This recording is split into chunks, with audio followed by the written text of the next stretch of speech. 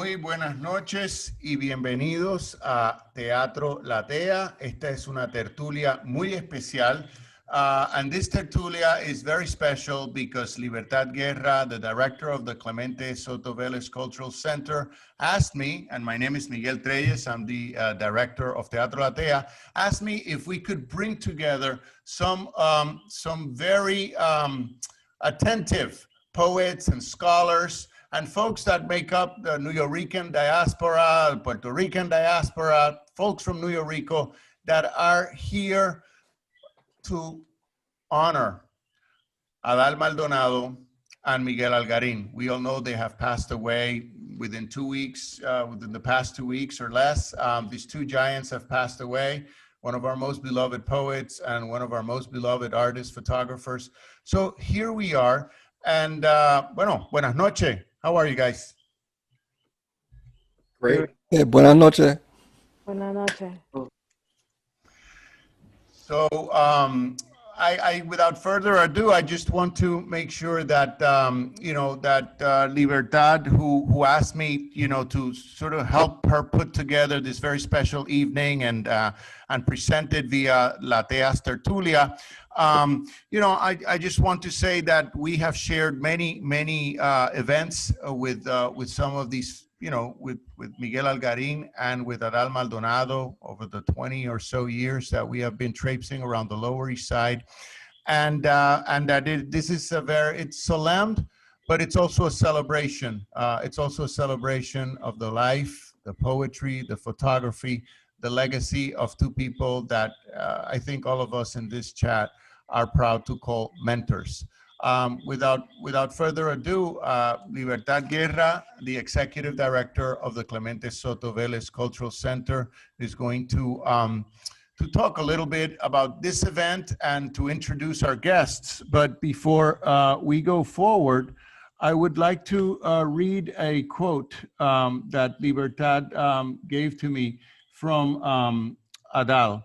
And this is the quote: "If being out of focus means not being recognized or being in the present in the eyes of the dominant group, then this condition can be useful while you plot your subversive act of injecting yourself into their psyche or consciousness.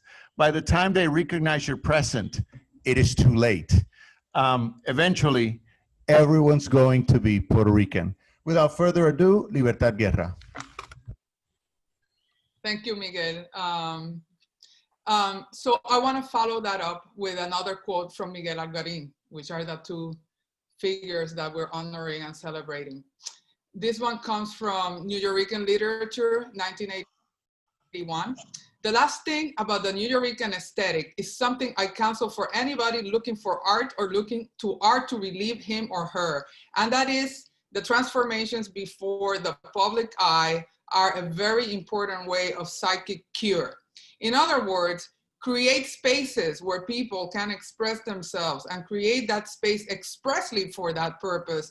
And you open it 3 or 4 times a week and you wait and your public will come and they will bring writings. And if you, as a guide of that space, have a generosity of spirit, you will find that you will have created a center for the expression of self and for people to transform themselves before the public eye."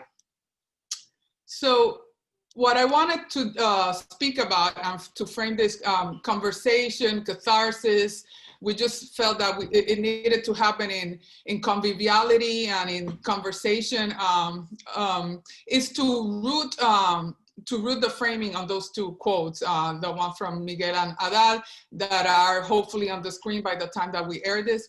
And I will proceed to use them as trampolín discursivo to say what I want to say. And there are 2 things that stand out from Miguel's snippet in particular: the centrality of the public eye and how he saw his work and art in general as liberation and hence as health. In both counts, Miguel was very ahead by decades of the woke ideas that many are still not fully ready to embrace. Being ahead, as in forward in history, is in itself a third aspect that defined Miguel's teaching and that tied him up with ADÁL. From ADÁL's quote that Miguel read, I get 4 things: the eye, as in Miguel's, This makes sense because he was a photographer, but also he was, it's the way he politicizes this I. Third, how ADÁL explicitly strives for subversion without full frontal confrontation, meaning that ADÁL understood we are all in an asymmetrical struggle, and he is conceptually aware of the importance of sneaking in so we become a fait accompli. Finally, and more important and out of focusness, ADÁL was very comfortable with being uncomfortable or out of focus. He understood this to be our lot as humans, and yes, as Puerto Ricans. Miguel and ADÁL were both ahead of all of us. They were where we yet need to arrive, and that place of liberation and subversion. They knew and told us ad nauseum that it was not comfortable. They understood the perpetual struggle, or how they say in the Lower East Side, that la lucha continua existentially and politically. I think we need to meditate on this tonight and remind our allies and adversaries alike about where it is that we plan on landing. Not in an easy paradise, but a place where in front of all of us, we struggle to transform, to live, to love while being out of focus. That is not going to be easy, but given the ethical and moral bankruptcy of political projects that sell greatness and clarity, I would rather have us be uncomfortable and nurturing than overconfident and genocidal. In terms of personal character, ironically, ADÁL was much more into making folks face-to-face feeling comfortable and at ease. At least that was my experience with him. While Miguel, could not, help being Miguel and keep all of us on our toes, right? So I will conclude by saying this, that these two maestros' visions inform and define a spatial project. The place where they saw this happening, because it was already sort of happening, was the Lower East Side. Miguel's visions were universal because he operated from ideas deeply rooted in an expansive aesthetic considerations. ADÁL, on the other hand, had a more limited spatial purview, the Lower East Side and Puerto Rico, but he was so spatially grounded that it freed him to meet Miguel's universalism. I think we all understand at a very raw level how different they were in terms of their personalities, but also how much their visions were complementary and they intersected. I cannot help but think that the Lower East Side made them Puerto Rican and worldly at the same time, and how all that is still, the project of our neighborhood, of our Lower East Side where we stand, and our diasporas, visibility, liberation, subversion, uncomfortability that nurtures and joy. This is all very overwhelming for me personally to finally finish this introduction, because this is the year that I became the executive director of the Clemente Soto Vélez Cultural Center. I'm very honored and humbled by that. It's a new beginning, but it's also the year when I've been orphaned over and over again.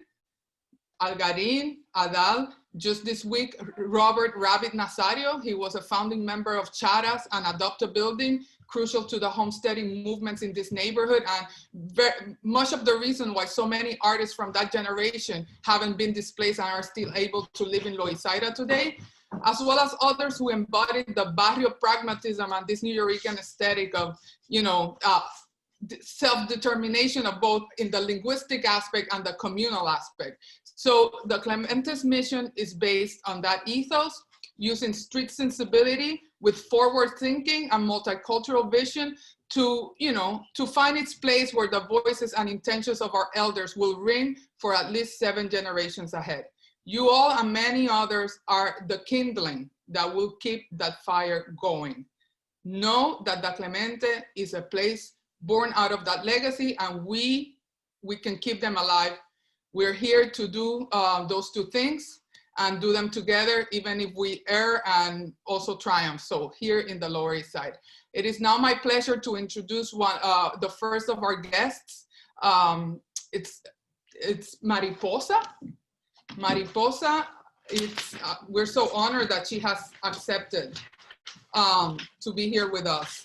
She is one of the key figures to have emerged from the Nuyorican poets movement since the 1990s, and was also a close collaborator of ADÁL's in and beyond El Puerto Rican Embassy. Mariposa, take it away. Thank you. Gracias, Libertad.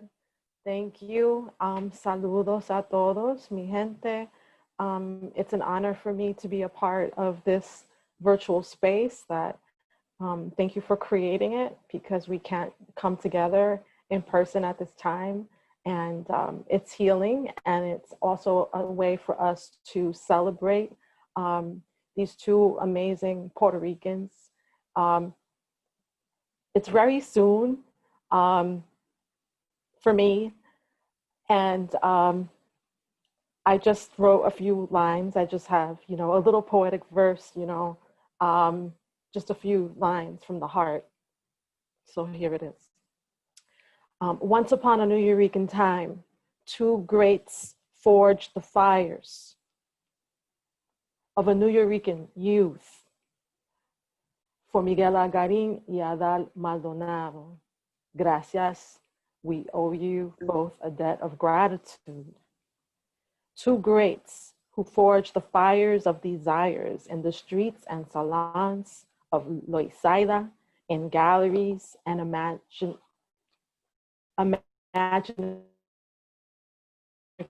spaces, the beginning of many verses, as an out-of-focus citizen of a spirit republic of Puerto Rico, as a promise that you will never die a second death, that your lives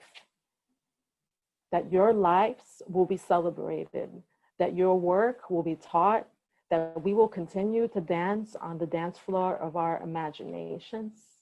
My poetic dispatch to you from my diasporican heart, from the office of the head of state, now that the headquarters of Puerto Rican Embassy is now being run on the celestial plane, and you dance on the dance floor of your imagination in the hereafter with Pedro Pietri, Itato Laviera, and Tazaki Shange, Amiri Baraka, Luis Reyes Rivera, and so many others. And I don't plan on visiting the headquarters anytime soon.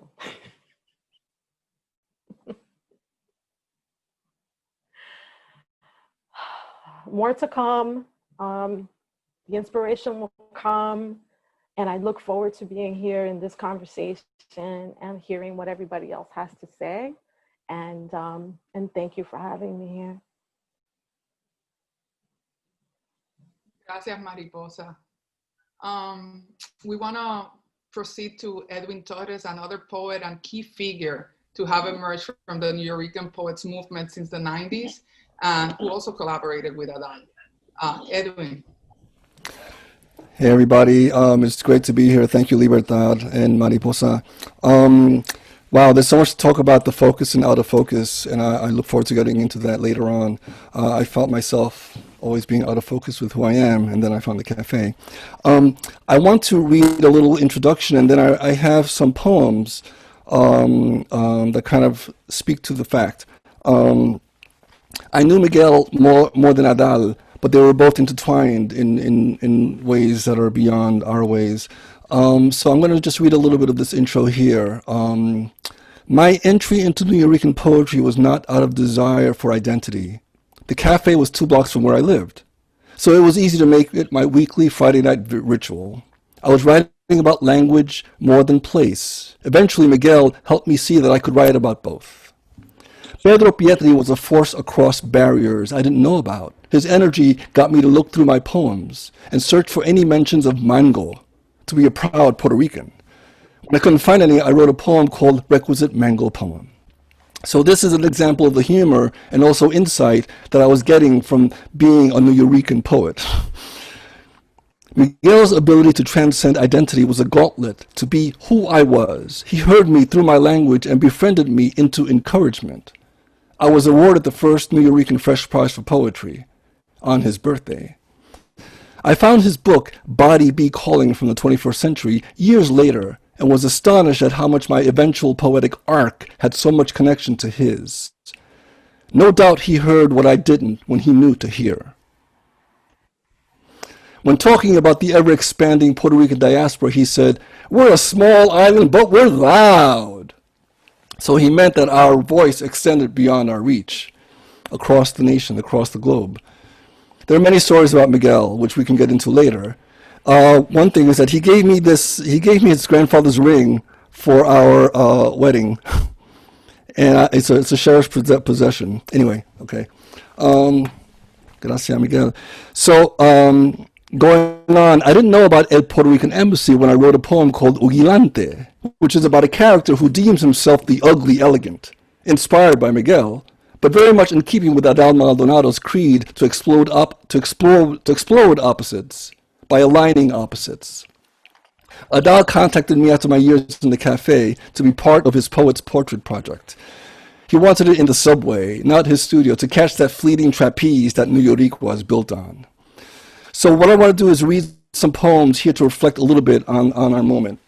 This is from Miguel's book, and the beginning has an incredible little introduction, and then I'm going to read two short poems from it. The first page says, is in 4 sections. 1, flesh, human tabloid sex. 2, chemistry, burning tug of war. 3, replacement of body parts, physical and spiritual. 4, body knows it is going to die. It is preparing to let spirit take over. To die is to become, and to become is going on and will go on forever. It is a deadening into dying. So Miguel here is writing about things beyond being Puerto Rican, yet very Puerto Rican. Portrait 30, transit. I'm going to try to get into my Miguel voice, but I will not succeed. Transit. Releasing molecules, atomic separation, body holding on at times, splitting apart in a tug of war between acid, alkaline, chemical stages, seeking new balances, calling 0 to 7 acid to keep 7 to 14 alkaline in check, producing a chemical mixture that feels, calling for structural realignment of acid, alkaline sentience, corporeal sensory mixture, going up or down the old ancient question of chemical extremes, upsetting, usurping the pulse, calling for atomic separation of variant chemical paste base, calling for reassembling to build a new mystery. 31. Calling for a mystery, calling fingers to dominate steel, to articulate air, transmitting classical chords that dissolve chemical body paste, slower tempo for bead building temple, slow by slow body maintains work beat, collecting, igniting, leading to a swelling acid alkaline base, shifting, tugging body chemistry, reassembling atoms, splitting DNA and amino acid molecular shifts, mutating body paste, becoming a new mystery, reproducing what produced it first, calling for what has not yet been mixed. I am Ugilante, the ugly elegant. I emperor wildly through the Algarines of Aguadilla, tickled as a slow groove Puerto Rican down the street. Born with a confidence that enables me to use my heritage as a verb. Born with a cornucopia of linguistic peacocks in mi boca de boricua. Boricua is Puerto Rican for Puerto Rico. Mi boca is Puerto Rican for boricua, I hereby emperor my mouth into the ravines of Puerto Stroquia. I hereby thank my neighbors, my family, my friends for giving me the confidence to go on stage to do practically anything in the name of Ugilante. Signed, Edwin Torres. So that poem goes on for a long time. But the ugly elegant is very much Miguel. And then I want to end this section with a poem by Miguel from his book, Love is Hard Work. So it's very different than the atomic acid alkaline exploration from earlier. This is called I'm Seeing Mikey's Body. 7th Street and Avenue A. What the hell are you doing in there? Your lips sewn, your eyelids shut forever. What do you think you're doing hidden in that casket? Come out and let's play. What's a guy to do without you, without Cienfuegos, without his main mellow men? Who's a guy to play with, make words with? Got to get you back. How come you let me go? Didn't I love you with the right E? Not the one for empty, not the one for enough, but the one for eternally. Like, I'm eternally yours, you eternally mine. But now you can't come play with me in Tompkins Square Park, and I can't get mad at you? Figure that one out. Who am I going to be mad at? Damn, you take a lot of liberties. Leaving me in Loisaida, with all my planets a-twirl, silly like a spinning child, swirling and straining and crying, too. Like the day I was chasing you in Tompkins Square Park to make you stop saying what you were saying about me. I don't remember now what it was you were saying, but I skinned my knee trying to catch up to you. And what would I have done had I caught up to you? Except shake you and hug you and jump into our usual jump rope. Just you, me and Lucky skipping, twirling the rope faster and faster till we could shout at him, "You're out!" At which point Lucky would say, "It bees that way sometimes. And even after I die, it'll be that way always." Thank you, gente. Thank you, Miguel, ADÁL. Wow, so moving. Just through the poetry, we get the whole cycles of the whole gamma of their influence. We want to proceed with David. Tarde pero seguro. Gracias por estar con nosotros. David González is a 30-year veteran of the New York Times, including stints as About New York columnist, Central America and Caribbean bureau chief, and as co-editor of the Lens blog. He's a writer and photographer. He is founding member of the Nuyorican Photo Collective and Seis del Sur. He also brings with us Tony Vasquez. Thank you for liaising there, a great friend of ADÁL. And take it away with your contribution. Thank you, Libertad. It's so good to see everybody, considering that we've been locked up for so long. And Wilson, my brother, how are you? It's so good to see you smile, brother. And Tony, coming from all the way over in London. It's past your bedtime, papi. Pero estamos bien. Nunca. ¿Ustedes me oyen? Sí, claro, papi. No Chévere, no, por si la mosca. I just went through hell trying to get onto Zoom right now. Okay, papi. Tengo un aparato nuevo and I have my password. Brega, papi, brega, okay? Okay, aquí estamos. Okay. You know, I've known about ADÁL for about 40 years. I was a young photographer in college. And, you know, when you start studying photography back then in 1978, 79, the canon is, the pictures may be black and white, but the canon sure as hell is white. I mean, it was like, you know, I fell in love with the work of Lee Friedlander, Walker Evans, Gary Winogrand. Those were all great photographers. I also like Dwayne Michaels. I was into that stuff. And then I discovered ADÁL. And I was like, oh shit. It was like, this is really hip. Because it wasn't about, you know, the kind of gritty, realistic social documentary or the crazy kinetic streetscapes that Winogrand could do. It was like your dreams. And it was your dreams being put forward by a Boricua. So on some level, the vibrations caught. I actually met him about a year later at the Commonwealth office where Jorge Soto of blessed memory was having an opening. And I was so fucking scared of ADÁL that I didn't say shit. I mean, yo me quedé calladito. Back then, I mean, you know, he was a little different, so was I. You know, estamos más tranquilo ahora. But back then, I was just like, oh my God, this man's in the room. I gotta tell you, I love that book of his, The Evidence of Things Not Seen, so much. And I stole it, and I still have it. And I will, and that's it. Yo me lo robé. Because, you know, it was like scripture to me. It was like every night I would look and look and look and see how he did it. And then, you know, as time went on, I got to meet him. He was dating a friend of mine, actually. That's how we actually met back in '82. And his romance with my friend didn't last, but our friendship kept through. But it really wasn't until I started seeing like these works he did in the '80s, man, those portraits, just classic portraits, absolutely gorgeously lit. our people, and that's the important part about it, our people looking as they wish to be seen, as opposed to being defined by our problems and our dysfunctions, as so often happens in photojournalism, especially, that, you know, the serious is equated with suffering of nameless and interchangeable Black and brown people. What I loved about those portraits he did was, you know, putting our cultural best out there in a way that deserved, in a way that portrayed them as they deserve to be portrayed. The other thing that really blew me away, though, was the out of focus Ricans. That's like, you know, you take something that's an inherent flaw in a photograph, out of focus, and you make it work.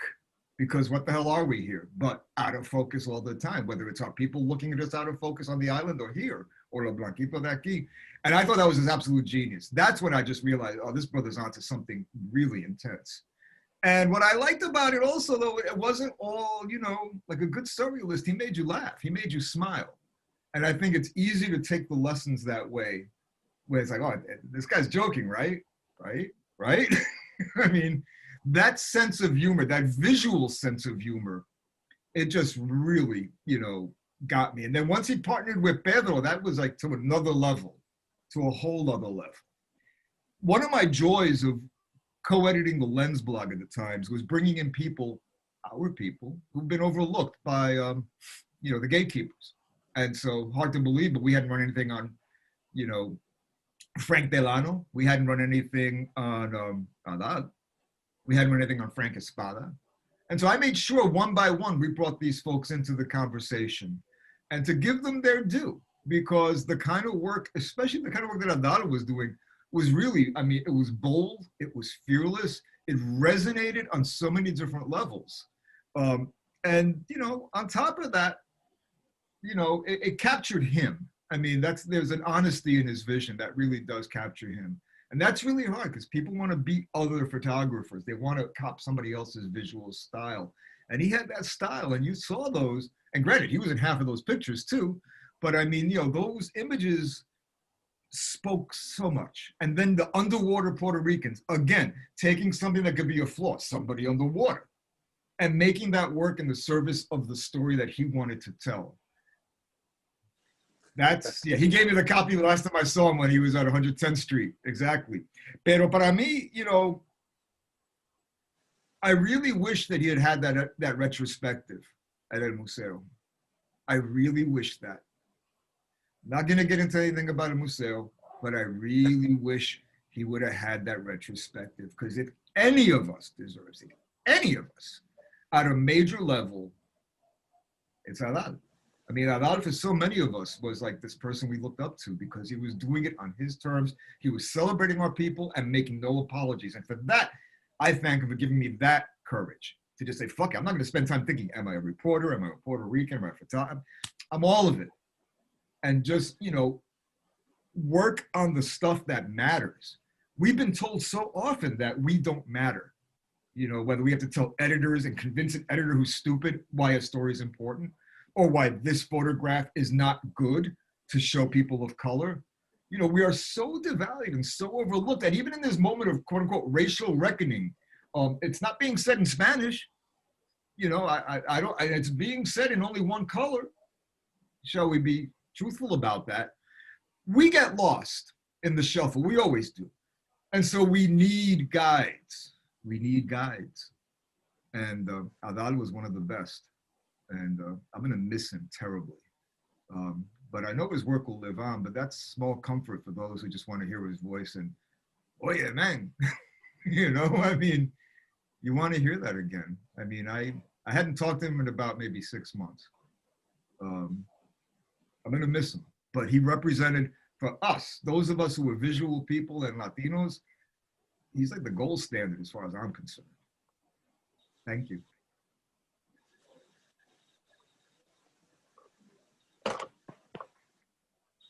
Tony, do you want to say some words? I know that you're in London time, so. Oh, see, I just want to introduce myself again. For some of you guys that don't know me, I've been around. I've been around a long time.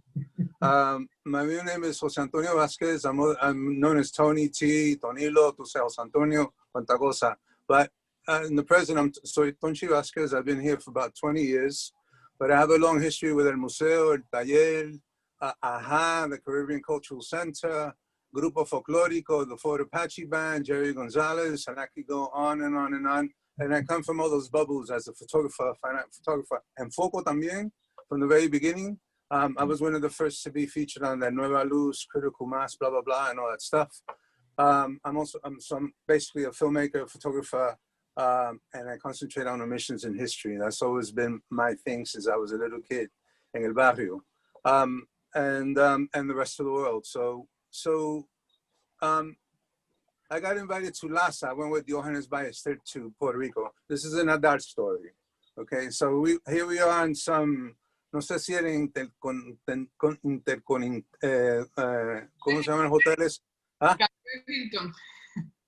El hotel que está como a 20 minutos del puente de Santurce, okay? Really posh hotel in Puerto Rico full of academics, right? So I took a walk over to Santurce, you know, family in the island and all this other stuff. And I was with Johannes and Daniel Ling. So I was crashing out with them, doing various things. So and also trying to sort out some properties for my mother who's sick, who's in Cardinal Cook there next to El Museo. Because I used to have my studio, I took it over from Carlos Ortiz in El Museo back in the days for about 3 years. So I go to Santurce y hay una sequía, you know, there's a drought going on, you know, so I'm going from this hotel and all this, you know, this fantasy world into this other world. And then I start to discover that part of Santurce, which blew my mind because of all the political graffiti and how it looked like a blitz. It was destroyed, completely destroyed. I had to find a place to stay when I came back from Ponce y Adal me dio la llave de su casa. So Adal and I go way back to the time when everybody he was a bit of a bad boy, you know. Un títere de la esquina. We used to play a lot, man. The sense of humor was outrageous between us.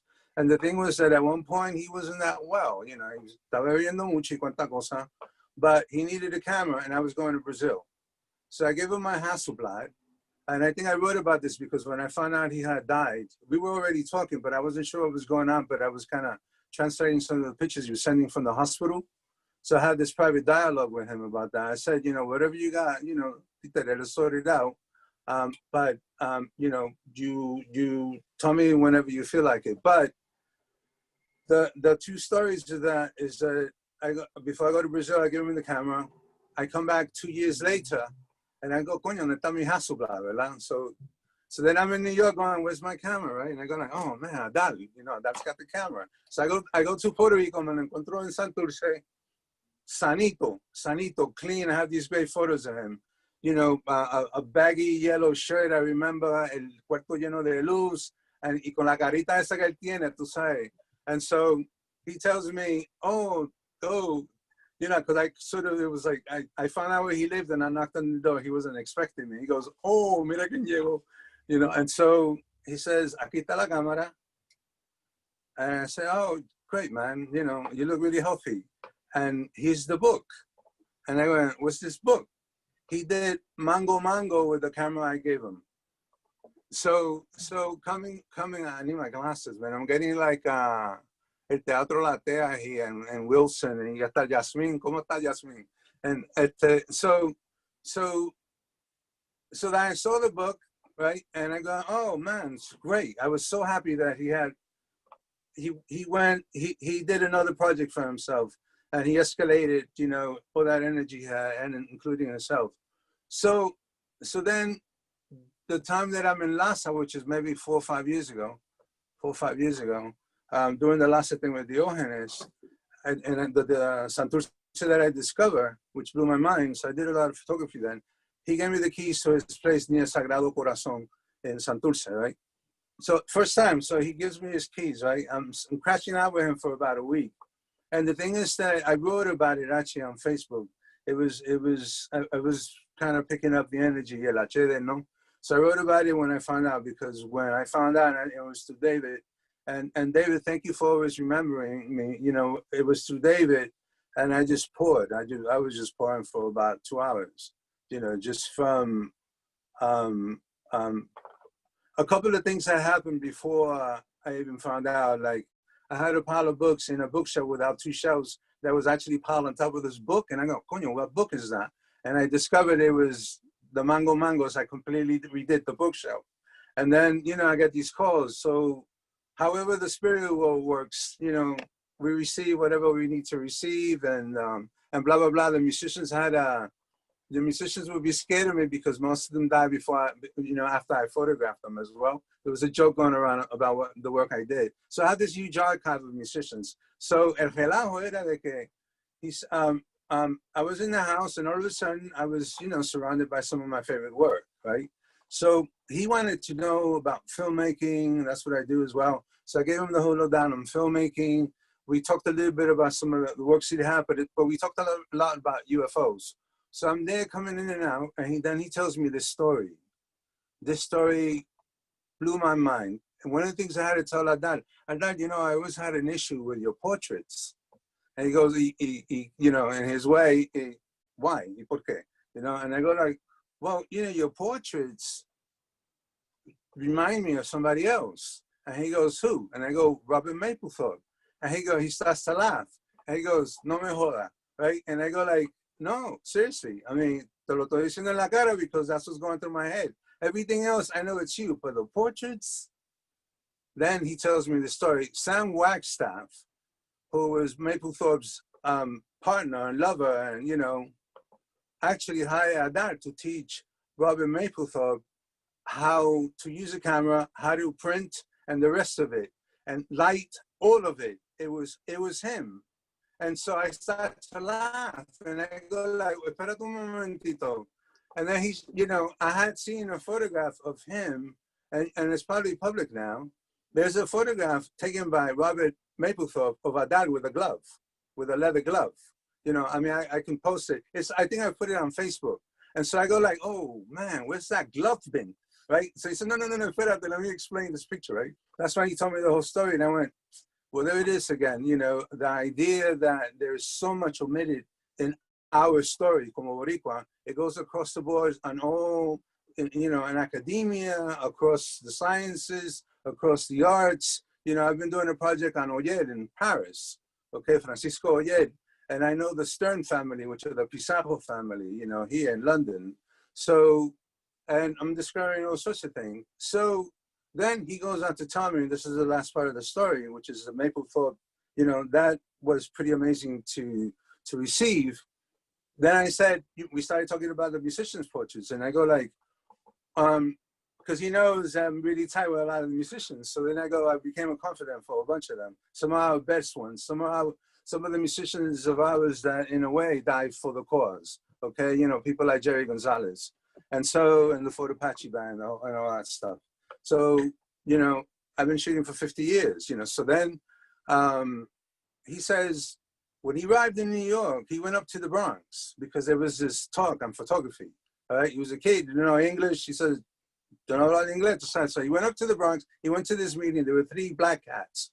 2 of them, I have to remember their names. I wrote them down somewhere, who were African-American pioneers in television. I think they were part of NBC, right? The 3rd guy was Chuck Stewart. I had a show with Chuck Stewart. Chuck Stewart, for me, I renovated, I consider him one of the most important photographers of jazz musicians. So in the talk, he decided he wanted to do photography. He asked Chuck Stewart if he could be his assistant. Chuck Stewart said yes, wasn't really gonna pay him much. He was with him for about a year. You could Google Chuck Stewart, it'll blow your mind. He was like John Coltrane's favorite photographer and blah, blah. So going with little English, he becomes Chuck Stewart's assistant with his African-American, right? So then I start to laugh because I had a show with Chuck Stewart at the Schoenberg. And I go, no me joda, right? And then he goes, and then after a year, listen to what happens.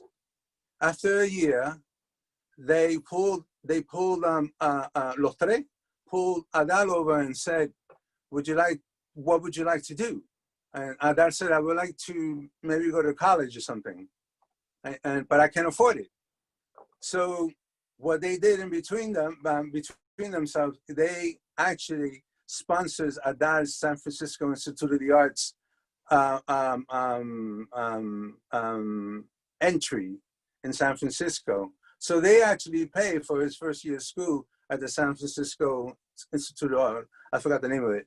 So, so I really didn't know that about ADÁL, and there's a bunch of stories about ADÁL that I can share, but I think those two are enough for now. I mean, there's a lot of stuff, I have images and all that.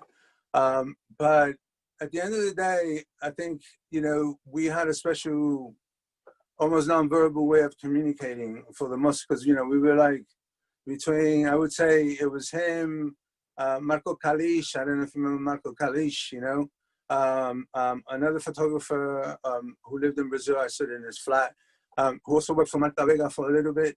Then there was Manny, you know, eran los pepos, you know, besides, you know, las peleas que yo tenía con Jorge Soto y Medio Mundo and all these people. And in 1981, tenía tantas peleas because I was always questioning stuff, you know. That I was the kid who was born questioning authority, cocotazo de la mamá mía y cocotazo de la policía y de la escuela, no? And so in 1981, I got fed up with everybody's chip on their shoulders and I walked across America. And I live to tell the truth now. So when I came back, everybody thought it was Superman, right? And so, you know, these omissions in history, these bits, these connectors, you know, are so important. You know, they were the same questions I was asking when I was a little boy in public schools in New York, or when I was every summer in Puerto Rico, about everything. You know, do we have composers? Do we have astronauts? Do we have scientists? You know, I know we have photographers. You know, at one point, el orgullo mío was that I was nominated for the Bresson Award for photography. I made a shitload of money for Getty Images, but along with making that shitload of money, I was addressing why a lot of the photo libraries, including some of the press agencies, which wanted to hire me. I wasn't a press photographer. I know I had Franco really well, and that's their shit, and that's Davis stuff, and blah, blah, blah.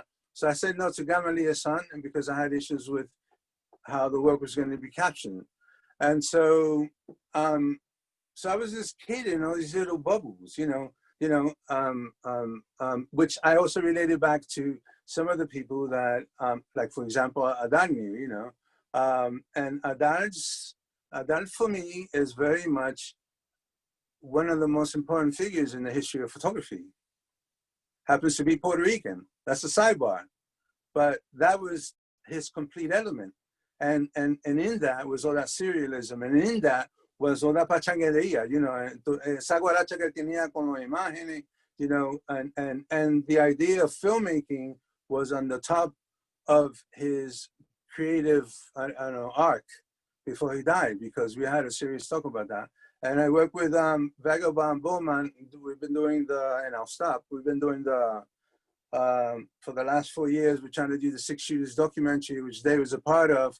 But we started on Harlem's Last Poet, which is about Abiadu Onyebuelo and the Last Poets. And so he gave, because there's a picture floating around on Facebook that David took of us meeting that day. And he offered my partner Vagabond a script for that theater piece that he did.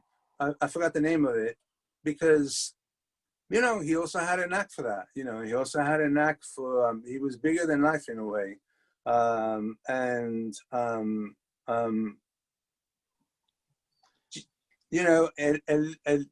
told him about his theater project. I said, it's like, you're like the Puerto Ricans that's missing in Guys and Dolls, and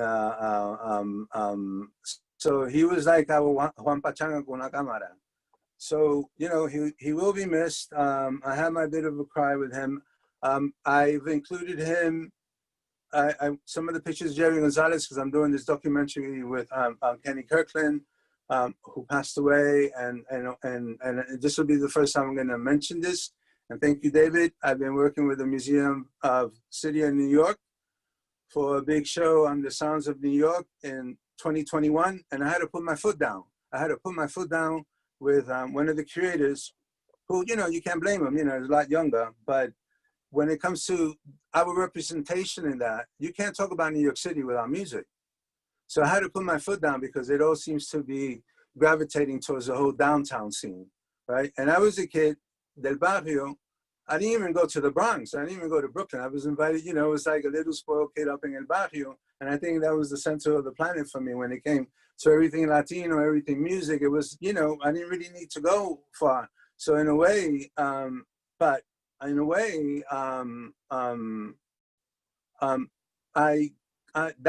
was my material. That was my sort of my pond, right? But I extended out to Loisaida and the whole bubble, and so I was back and forth, you know, and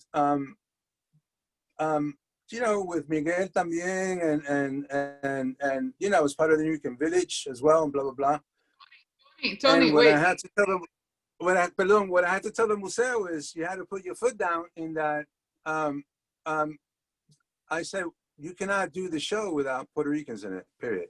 So you know, from cada esquina, you know, from every angle, we need to address this issue. So that's my story about a lot of the We will have more time to intersect those stories. I thank you so much. Like, we need oral histories of all those things and what you bring to the table about not only ADÁL's role as a connector, but also about the shadow world that Loisaida has always been for the downtown scene. You know, and actually the downtown scene wouldn't exist in the vibrancy that it has without the Loisaida world and all those creators. We all know that, and maybe that's the out of focusness, but also that's the eccentricity and the liberation and the, so I think it's perfect segue since you summoned so many great names. An expert from a more scholarly perspective is Wilson, who, you know, in terms of the surrealism, the Fort Apache, the Nuyorican village spirit of it all. My name is Wilson Valentina Coal. I used to teach at Hampshire College. Now I teach at UMass Lowell. And that's where I've been at since 2019. So I think this is great. Thanks for the invitation. I'm really honored to participate with such a great community of folks here. And I think a lot was mentioned already. Sort of, I want to talk about a little bit what I like to talk about, sort of this bodega surrealist disruptions that are taking place, right? Not only by ADÁL, but a lot of my comments are obviously centered on ADÁL, but also centered on the Lower East Side. And so I remember when I first met ADÁL, I said, why the accent mark and the A? What's up with that, you know? And él me dijo, para joder. So I thought that captured, you know, his spirit really well. But it's also about problematizing, pushing the envelope. Sort of, what I like about it was that he had a spirit of sort of disrupting sort of the grammatical rules, grammatical syntax. And so he's like, no, I'm claiming this as my own. This is my identity. This is my professional identity. And so that A gets the second A gets the accent mark, ADÁL. Anyway, I want to start off, I'm going to read an excerpt of an interview that I did with ADÁL, sort of, I think, tease out some of sort of the frameworks that I think that are important for him and a lot of the works that he undertook, right? So ADÁL is entering sort of the Loisaida scene years after, you know, Eddie Figueroa, Pietri, Miguel Algarín, and you have the Nuyorican Poets Cafe in the Nuyorican Village. So he enters years later, right? And so, but I think he runs with a lot of the ideas, and he sort of concretizes them in a lot of his art projects, and he does that brilliantly. I mean, brilliantly. So in this interview that I conducted with him, I'm going to read an excerpt here. And I think, though, it's both funny, but it says a lot, too. So he's at the San Francisco Art Institute in 1968. And this is him, quote, during one of my art classes, my professor says to me, ADÁL, do you realize you're a surrealist? And I said, no, I'm not, I'm Puerto Rican. And he says, well, what you just said was very surreal. What just happened here was a surreal moment. what I want you to do is to go over to the school library and check out the Surrealists, because you have something in common with these people. So I did. When I came back a few days later, the professor calls on me and asks, so did you find the Surrealists and did you realize you're like them? And I said, yeah, I did. And I found that they're really like me.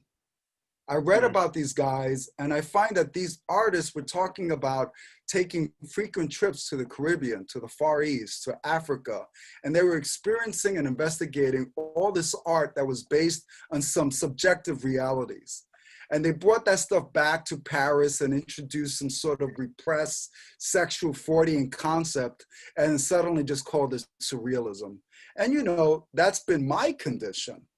That's how I grew up, looking at images of crown of thorns on the hearts and saints that levitate and talk to animals.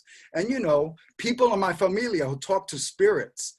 That's the way that I was raised, and that's my everyday common occurrences.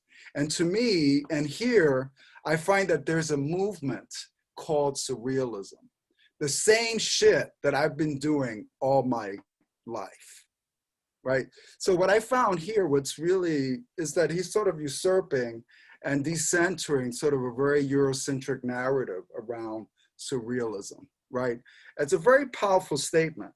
And so we can't look at ADÁL simply through this very Eurocentric lens. But he's saying, no, I'm the one. These people have sort of co-opted these traditions that exist in our communities, you know? So they're like me. And I love that. I love that story. I love that. That's one of my favorite parts of that interview, which is a very powerful testament to literally a lot of the works that he did, including not only Puerto Rico, Puerto Ricans Underwater, My Selfie Project, the Blueprints for a Nation, at Puerto Rican Embassy, the Out of Focus Nuyoricans. But I think what he does really well is he takes the spirit republic of Puerto Rico and decenters that spirit, very much like in the Nuyorican village sensibility, to really talk about sort of sovereignty without sort of this fetish around territoriality. That's what and so he's going, it's a spirit republic. You know, this is not about boundaries, not about land. It's about a consciousness. It's about decolonizing your brain. It's about a way of thinking, right? And so it's that famous picture of him as part of the Blueprints of a Nation of sort of, he has, you know, he points the arrow to the gene. This is where this is where the colonialism is, and you got to transform that. And so, which I love, in that by decolonizing yourself, literally, he's like, you can argue, you can dance, you can fuck, you can deconstruct, you can create, you can dissent, you can laugh, you can question, you can fuse, you can make nonsense, you can dream, you can eat bacalao, you can defend your family, you could shift your assemblage points, you can gain respect, and you could also refuse. So that's, I love that. That's part of this as Spirit Republic, you know. I think captures a lot of what he was trying to do, you know. And for me, I think the out of focus, I was like, when I asked him about this, I was like, out of focus, and I presented on this, and Uras heard me present on this, you know. What I find interesting is that a camera, when you take the picture, right, obviously the photographers in the house here could say this, is that obviously you don't want an out of focus picture, obviously, right? So he was like, but you know, when you're colonized, you're out of focus, you know? And so that was the thing, that's what he's getting at, you know? But I was like, but then, you know, I'm saying to myself, pero carajo, when do we become in focus? And he's saying, essentially, he doesn't say this, but this is kind of my deduction, is that his photographs also projecting a future to be in focus. And so it's saying that, and it's also being out, this idea of being out, like you're being subversive. You could, challenge the state, you could ser majadero, para joder, as he would say. That's a powerful position, but it's very slippery too, right? Which I like that he's doing.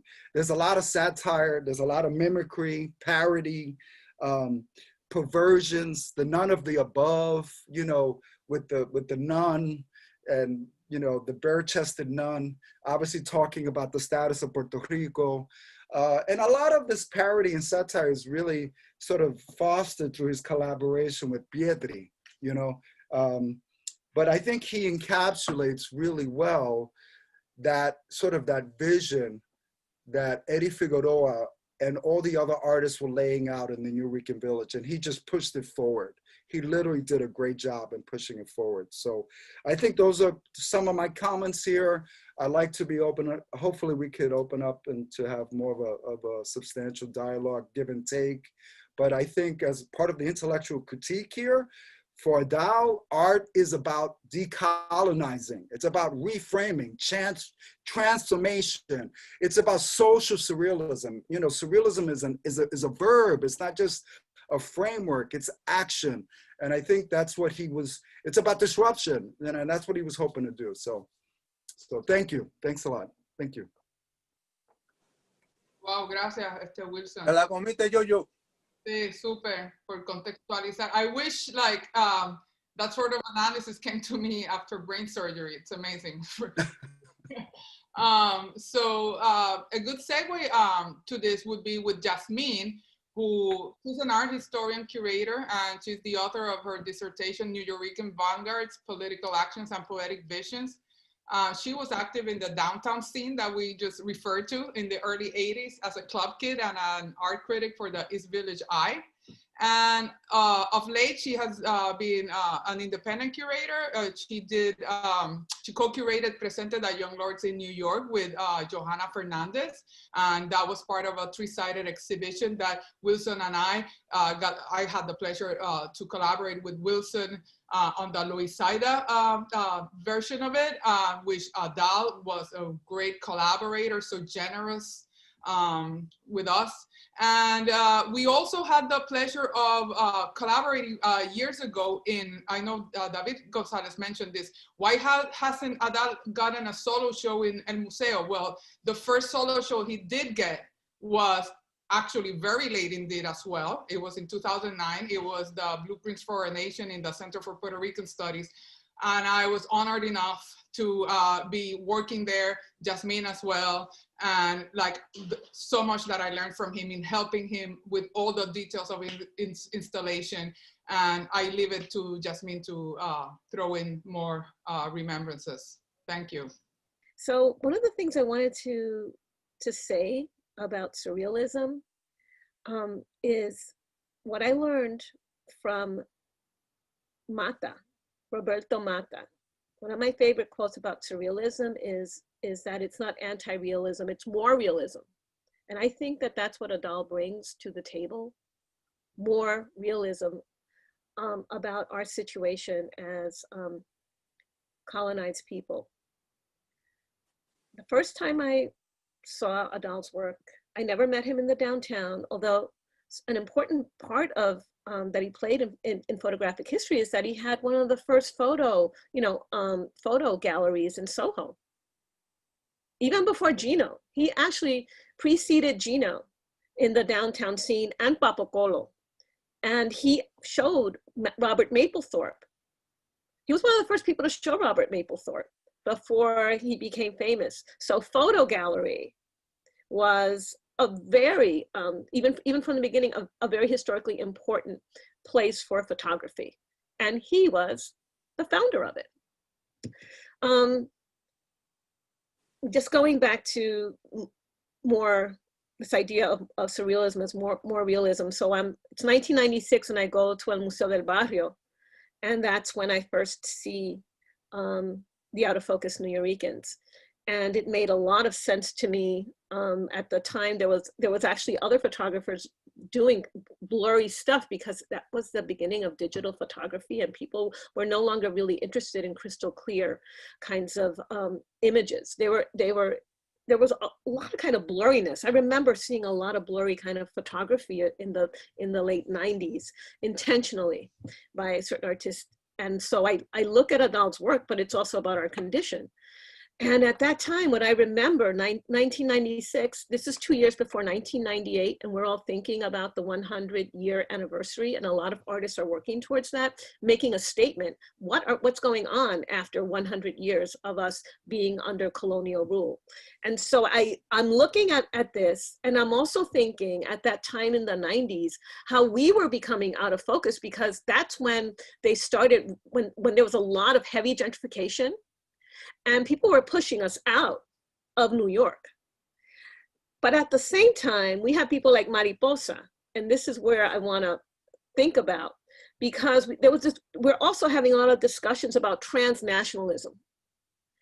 And I was thinking about, wow, I think he's talking about some transition within us, and what, from being Nuyorican to thinking more globally, and what happens pretty much like in a year is when Mariposa comes out with that that transformative poem, Ode to a Diasporican. And we're, and I feel that out of focus Nuyorican almost leads up to Ode to a Diasporican, where we're thinking of ourselves in this much more global way. And then what happens in the 2000s? I mean, ADÁL's work, it's very important aesthetically, but he was also an activist and a very, very serious person who was consistently looking at how he can, through his work, comment on the political situation, right? So when we were doing that exhibition, which I curated, it was, it was something, ADÁL was an artist that I felt that the Centro had to have exhibited. And I knew that he wasn't getting the attention. So that was one of the first people that I really wanted to work with. Him and Nitsa, who had also kind of been ignored for a long time. So I also did a little retrospective with Nitsa. So one of the things that we had in the exhibition that he put together was a little overview of his work. And an important part that he took a great deal of pride in was the Vieques struggle that he and Pedro Pietri, worked on a lot together. And one of the things that was in the case was that they got someone to declare Vieques the island of the poetas. And he showed that to me, and he says, we really worked to rethink what Vieques is going to be in the future.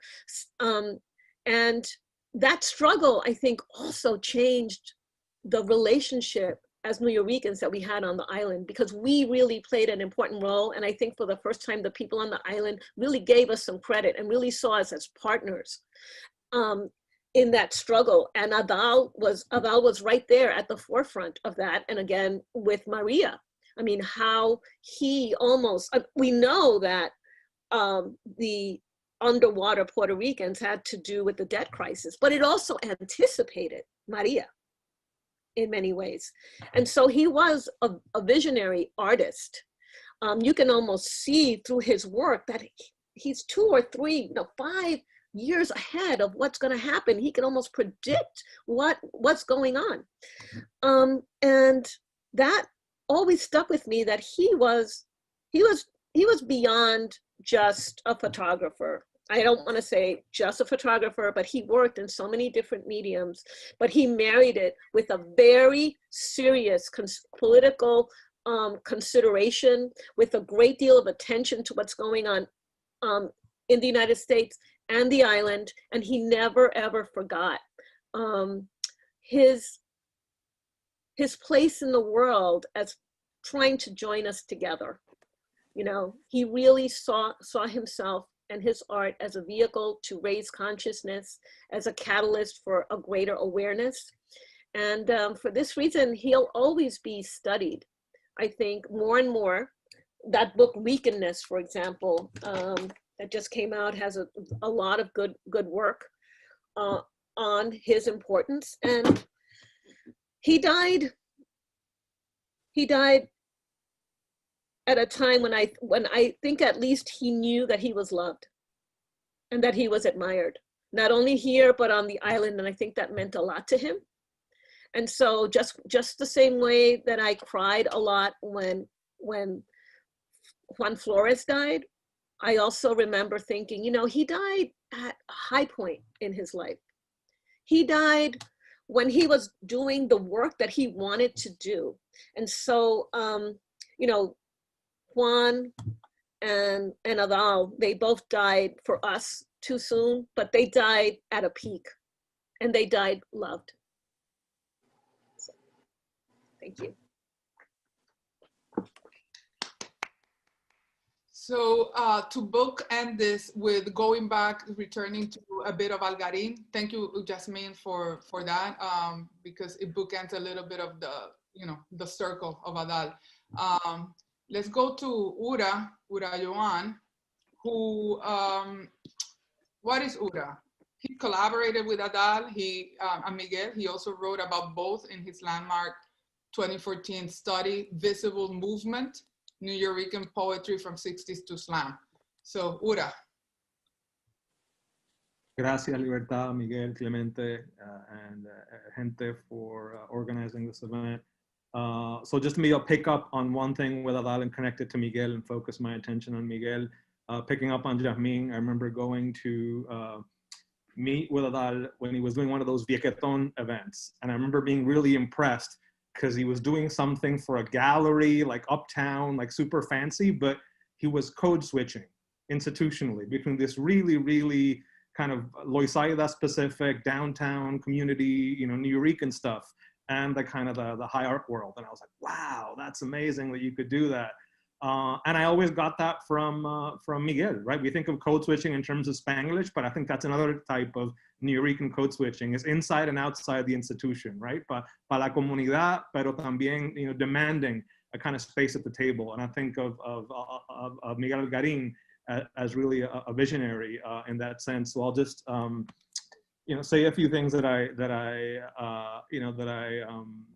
wrote down upon Miguel's passing. So thinking also about how strange Miguel is as a revolutionary, he certainly was, in the context of the 1970s. Think of what we associate when someone says revolutionary in the 70s. You think, you know, Viva Puerto Rico Libre, right? You know, you think third world Marxism, right? But Miguel was really thinking in the institution and in the community, right? So he had that beautiful take on the Young Lords, right? And I think the Young Lords are in the backdrop in a way of a lot of our conversation, saying what happens that the Young Lords had stayed in Loisaida, right? Had stayed in New York, I should say, right? Including Loisaida, right?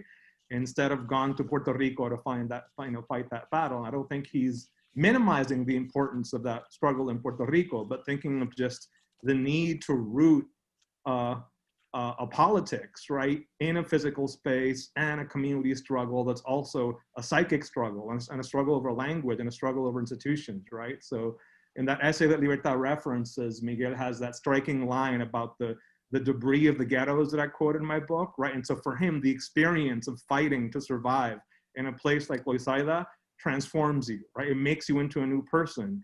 And in a way, it beats you down, but it also gives you all these tools. These are tools that you can share with other people, right? And so it's really a poetics of transformation. And I think we could think about you know, ADÁL alongside that continuum as well, right? So aspects of that institutional culture. Well, one, he's a professor, right? So he's actually mentoring people, right? People like Nancy Mercado, right? People who've gone on, Tato Laviera even, right? People who've gone on to be legends in their own right, right? We're students of Miguel's at Rutgers, right? But then also that image that recurs often of Miguel like sweeping up the cafe after teaching at Rutgers. So again, this kind of institutional code switching of showing up at the official institution, but thinking about spaces like the cafe as alternative institutions, right? For communities and histories that are shut out of those mainstream institutions. And so when David talks about, right, that struggle, right, in journalism, right, or in photography, I think of Miguel as modeling that, right? So he's publishing the Nuyorican Poetry Anthology with William Morrow, right? About as you know, establishment of press as you can think of. But he's also self-publishing books, right? Through the Nuyorican Poets Cafe own press. So again, at the grassroots level, at the institutional you know, level, adentro y afuera. think that's really powerful. Now that's a cliche because everyone gets it. That's the hustle. We are all kind of oppressed, you know, by neoliberal institutions, larger and vaster than we could ever imagine, and struggling to retain a sense of who we are outside of those tentacles. But I think Miguel was a visionary in seeing that somehow we were always inside and outside, in focus and out of focus. I think that's the way to connect both of them, right?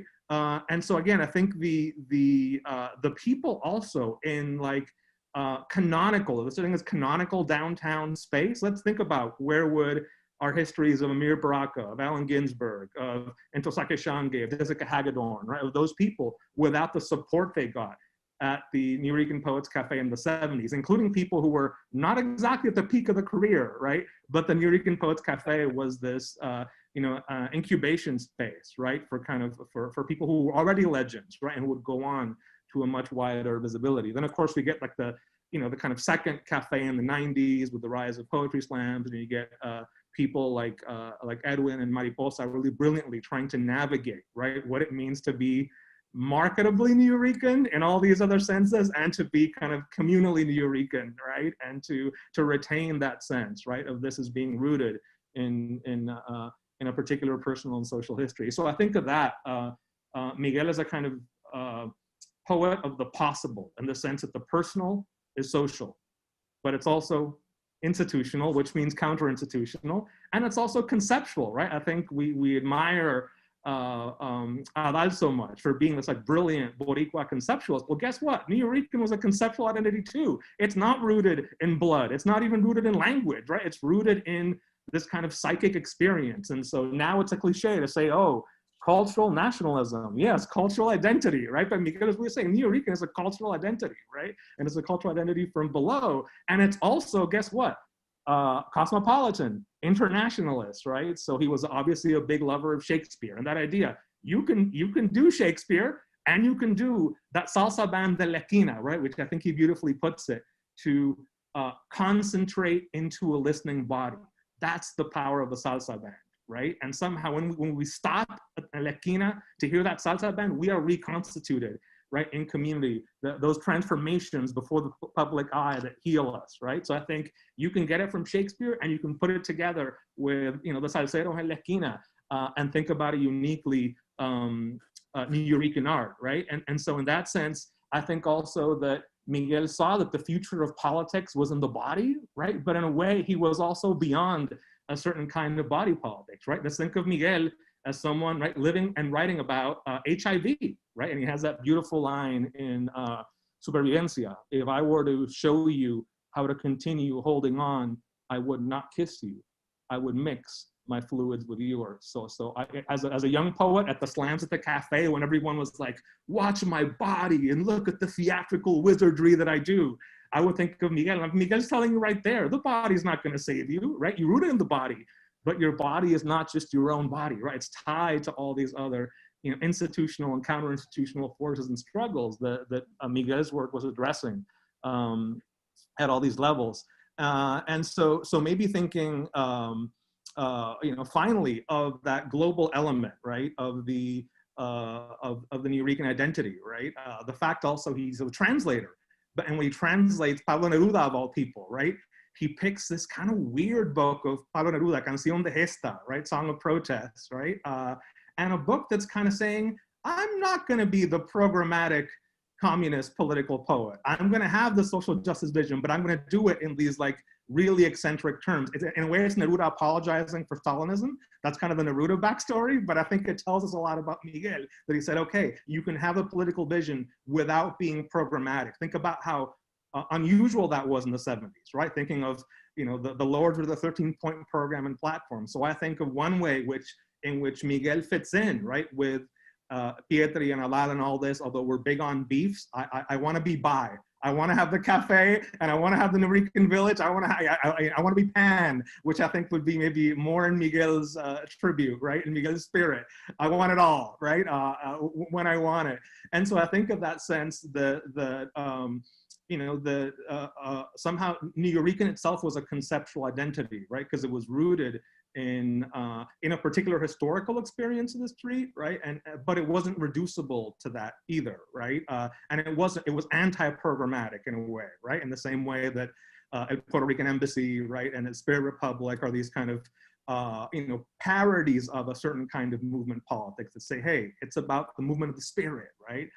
So I think of both ADÁL and Miguel in different ways as struggling to channel that legacy of the Lords and say, yeah, we need to organize as a community, but then trying to think, is there a way where we can make room, right, for a kind of arts and culture and personal and social history that isn't always programmatic, right? That's lived in all these ways that are messier than that. And I think Miguel is a great poet of the messy, right? And I'll just show the beautiful photo there. And maybe I'll conclude just to give a brief shout out to ADÁL as well.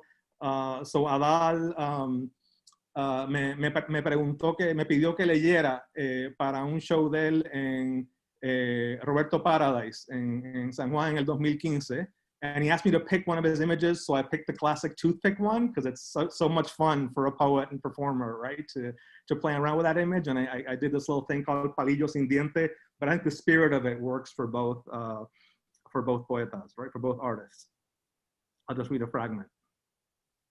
Los out of focus de ADÁL en el corral de guagua aledaño a los predios del tedio que hoy llamamos multimedio o performance art o intervención urbana, como si todo lo urbano ya no estuviera intervenido por el sonido del coquí autotuneado, cual cafetal neoliberal que colinda con la capital y sus millares de billares donde el hacker Sabú y Oscar López hacen tiros con piquete y otros pocos que somos muchos piquetean entre tiros o pierden su retiro y leen a Piketty explicar el capital en este momento global decapitado donde todos somos diáspora en historia o en proceso y todos vamos vestidos de nudistas en la playa multinacional del data mining, que es una isla desierta pero habitada de hashtags. ¿Cómo se siente el palillo de diente? El palillo sin diente, el palíndromo hiriente. ADÁL la da. El palito Ortega y Marisol. El corazón contento, el corazón contento. Bomba. Alegría. Y así se acaba el poema, pero los dejo con 30 segundos de improvisación. Así vámonos al estilo Miguel con un gaga gugu guigui. Me acuerdo una vez que invitaron a Miguel a leer a NYU y le pagaron de $1,000 para arriba y leyó por 10 minutos y lo que hizo fue gugu gaga. He didn't read one word. Now I love ADÁL. He was a conceptual genius, but tell me Miguel wasn't right there with him. $1,000 plus.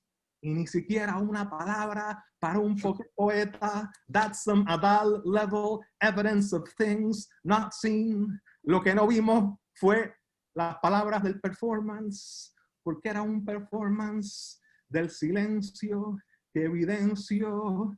¡Qué testimonio!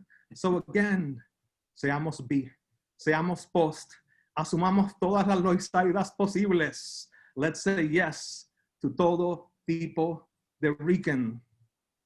Recapacitemos para hacerle espacio a todos nuestros clementes, sin clemencia, pensando en la luz clemente de Miguel y Tato, afroboricua, hay que decirlo, otra importante acción de reclamación de la nación que no existe, que es la que somos y la que siempre seremos. Gracias, Miguel y ADÁL. Con ustedes venceremos. Buenas noches.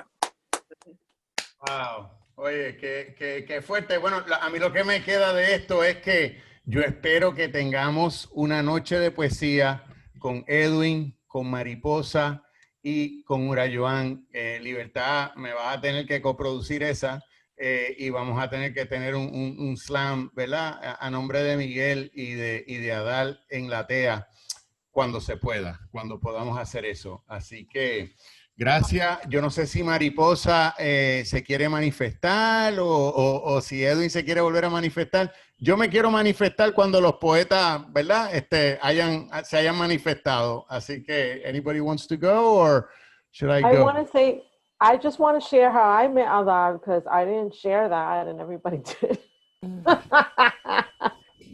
I only took like 2 minutes. Oh, you go, you go, you go. Let me just say, I met Adal in the early, well, I guess it was around the same time that I met Pedro, but I met Pedro first.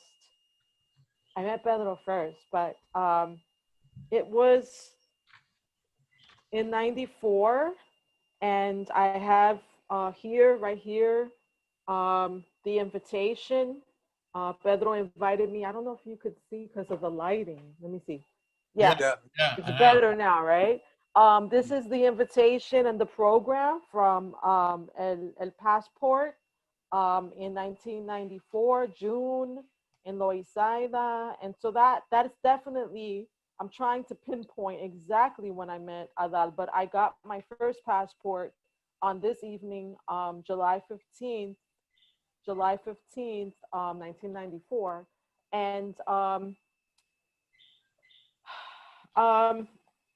I wanted to just share also that Adal's connection to Ntozake Shange, because they met in San Francisco while he was a student, and he knew how much her work meant to me, and he made sure I actually got a chance to meet her, to read with her. And in 2001, as a wedding gift, when I married myself, I don't know if you could see this. This is one of Adal's photographs of the series, of the Ntozake series, and she has, there's another pose where she's like with the boxing gloves, straight on, and on autographed here, it says Para Mariposa on her wedding day, Ntozake by Adal, 1993. So this is Ntozake in 1993. And I told him, I said, Adal, I need another copy of your photograph because of the humidity.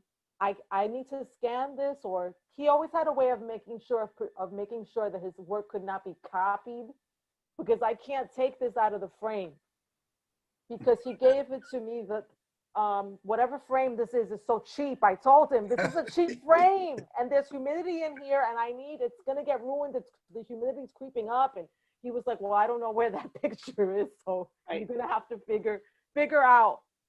So maybe the photographers, maybe David, maybe you have some advice, because now this is very precious. He also made sure, and this must have been in, I don't know if it was 2012 or 2013, when Ntozake was living in Bed-Stuy. And by that time, I had already met her twice. I had performed poetry with her, and then I met her on the day that we named the street Pedro Pietri Way.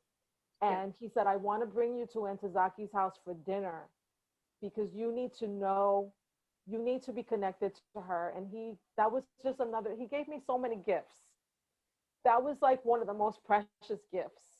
And that he recognized something about both of us, that we needed to be connected to each other. And the other gift was just him and Pedro, both him and Pedro, taking me under their wings at a time in my youth as a young poet where otherwise I would have been untethered. It tethered me and it saved my life. And he was an activist. And some of my greatest memories are spending time with him and Pedro in Vieques. And I've been going through a lot of old pictures.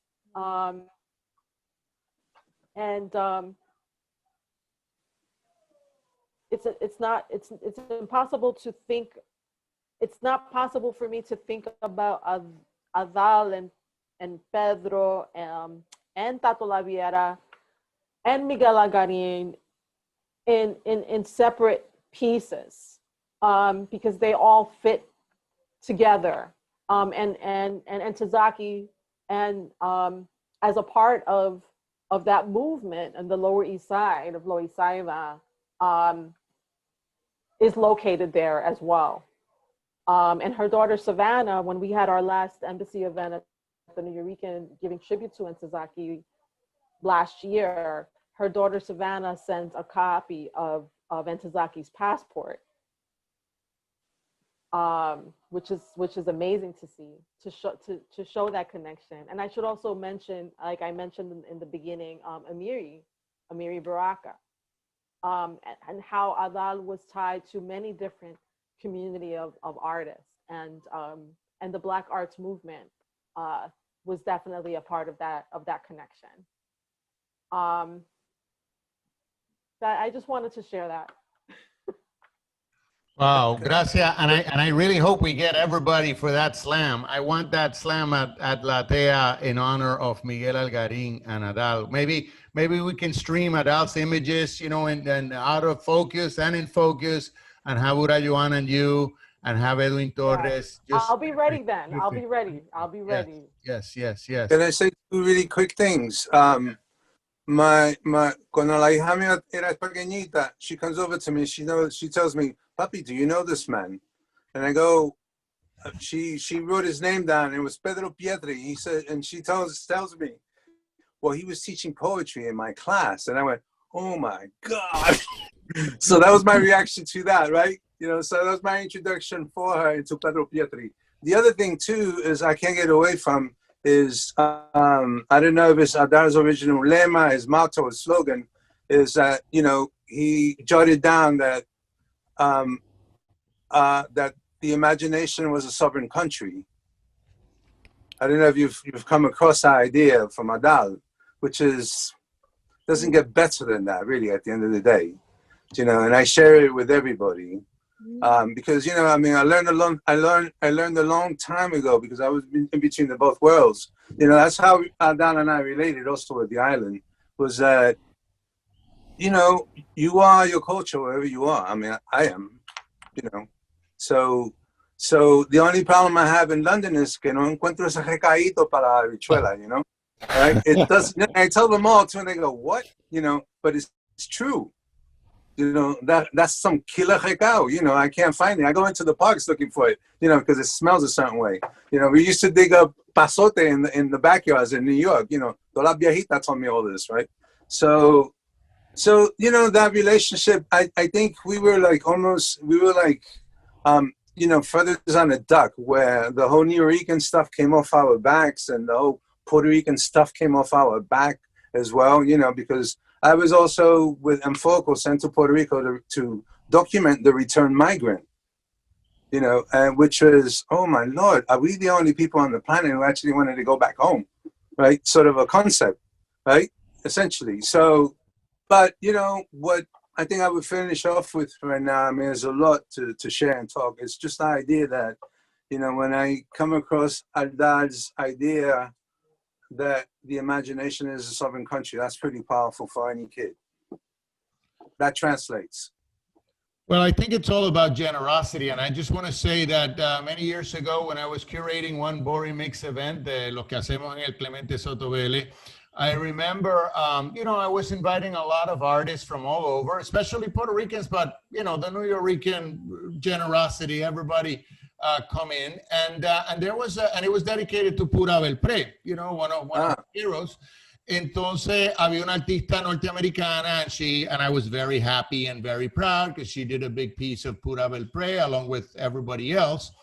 And ADÁL shows up, and, you know, he's doing his rounds, tú sabes, mirando, tú sabes, you know. En eso, you know, él sabía que yo era el curator, so se me acerca a mí, because I was looking at the picture, and he goes to me and he says, where'd you get that picture? I'm like, no, eso no es mío, eso es de fulana de tal. He may say, you know, that picture is mine, right? Because she had gone to a central archives to get, you know, which she did her due diligence. So it's part of that generosity that I think comes off of that quote that Libertad read at the beginning our evening. And you know, and if you look at the permutations of that generosity, you can see it also in ADÁL's last decade here in Puerto Rico. And I want to read you something from my sister, Mercedes Trelles, who's a scholar and an art historian. And she writes, en su penúltima serie, Puerto Ricans Underwater, ADÁL convocó sus modelos por las redes sociales, en Instagram y en Facebook. Y los retratos se volvieron una colaboración con todo tipo de gente, las del mundillo del arte, los usual suspects, pero también estudiantes y gente que se gufiaba la idea de que los retrataran sumergido bajo el agua en una estrecha bañera azul en Santurce. La mezcla entre la claustrofobia, la colaboración del artista y su modelo y el aspecto alegórico de unas fotos de ahogados en una isla ahogada de deudas hizo de esta una serie que resonó tremendamente con el público, going back to that surrealist ethos that he, and you know, and that brought me to a very a family affair here, because I met Miguel with my mother, the literary scholar Carmen Dolores Hernández, and we would be hanging out in the late in '87. We went to El Café to see Miguel, and a series of interviews ensued, not just but Miguel, Tato, Pedro, and you know the folks. And now that you know ADÁL did that connection via social media, as early as that, you know, as that at that time, you know, you have someone like Miguel Algarín telling my mother, the electronic frontier has reduced space so much that there are no distances. If I can be in Chicago, in Los Angeles, and in Tokyo simultaneously in a Friday night poetry slam, broadcast from the Nuyorican Poets Cafe, and in all those places they can hear what happens in the cafe, well then the distance between New York and Puerto Rico will definitely be much smaller also. And that's kind of the hero that inspired LATEA to turn around, to create the Zooms, to do Tertulia, because we got giants that have been there before. And I'd like to channel Miguel, a few statements from Miguel Algarín that have meant a lot to me personally, porque Miguel era como un brujo amigo. He always told me, la humildad es la llave. You gotta be humble, man. That's how you get, you know, the spirits. That's how you get that thing. And in that regard, let me read to you this testament again from my mother's book after those interviews, some of which I was a witness of. Y Miguel dice, I was born on this island. I was raised in New York, and I feel I have 400 years experience. I don't have to hide anything from anybody. I earn my money teaching the white man from the North his own culture. My classes are cultural classes given in English, and they are about Shakespeare.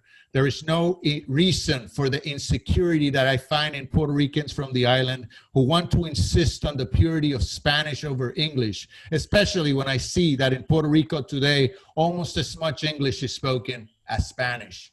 Y después de eso, again, another demolishing sort of statement from Miguel Algarín. We never had to reject our Puerto Ricanness to affirm what is North American in us. That is important. To reject what is North American and to insist on being Puerto Rican while one is over there is absurd, you know? And in the cafe, I have North American theater, white theater, Chinese theater. Some people come up and say, Miguel, I would like to see more Latin theater. And I answer, why? When the time comes to produce Latin theater, I will produce it. But I do not have to do it now because I never base my work on pro-Puerto Rican affirmations where the white man, the black man, or the Chinese man could not enter. I will publish a book with all the plays that I produced during the last 25 years in the Nuyorican Poets Cafe. It will come out shortly. That we know what that is. And finally, just to finish my, my homage to Miguel Algarín, a generous soul, a great poet, and a friend. He said, and I love this because there's always a thing. I mean, you just brought up the fact that ADÁL taught este tipo Mapplethorpe. So there's always been saying that pero tú sabes Ginsberg and all these folks coming to the cafe. So here's Miguel. I have a strong relationship to North American poets. Allen Ginsberg, William Burroughs, they all discovered the Nuyorican Poets Cafe when it really got going, and they were aware of our activities, and it was clear to them that what we were doing was very much in the tradition of bringing poetry into its popular mode and returning it to the people. Poetry has always been an art of heightened communication between people, and I don't mean between readers of poetry, but between people. They were instrumental in making us feel that we were doing what we were supposed to be doing. But they were not in any way our inspiration. Ginsberg is a Jew. Robert Creeley is an Anglo. Burroughs is an Anglo. They are all aware of our work, and Nuyorican poetry means something to them. If you went into a mainstream literary poets meeting and you said Nuyorican poetry, they would recognize it as Puerto Rican poetry. That has to do with the fact that we write in English, and that has to do with the fact that we are accessible culturally to them. I rest my case. I think we should have a dialogue right now. Everybody, I don't know, I was looking at a photo by Yasmín sent, and that was, Yasmín, you were there with Libertad and ADÁL and Urayoán, and there was another woman with you who I know, but Miriam Basilio. Ah, right, she was at the MoMA at some point, right? Basilio? She was at MoMA, but now she's professor of art history at NYU. Oh, and was that the show that you did with ADÁL while you were at the Coconuts in Space, and okay. I have, let me just read to you what happened that night. I pulled it up. I still have all of ADÁL's emails. So this is what he wrote. Good. Urgent communique, May 13th, 2009, cultura equals identidad. El Puerto Rican Embassy requests that all participating artists, presenters, and organizers wear black to ADÁL Maldonado's inauguration of Blueprints for a Nation and the launching of the Cápsula de Time by members of the Puerto Rican Embassy to take place on Thursday, May 14th at 6 p.m. at El Centro de Estudios Puertorriqueño Library. Oh, in order to show solidarity with our brothers and sister artists in Puerto Rico, fighting to stop the closing of the School of Fine Arts, La Escuela de Artes Plásticas, in Old San Juan, and to reinstate funding to all arts and cultural institutions on the island taken away by Governor Luis Fortuno's current government. That's what was going on right at the time of the opening. And so we did this action, and it was telecast in Puerto Rico as well. Yasmín, dime. Was that where Tato Laviera was there, right? Tato Laviera. Was Tato still alive then? He might have been. He died in 2013.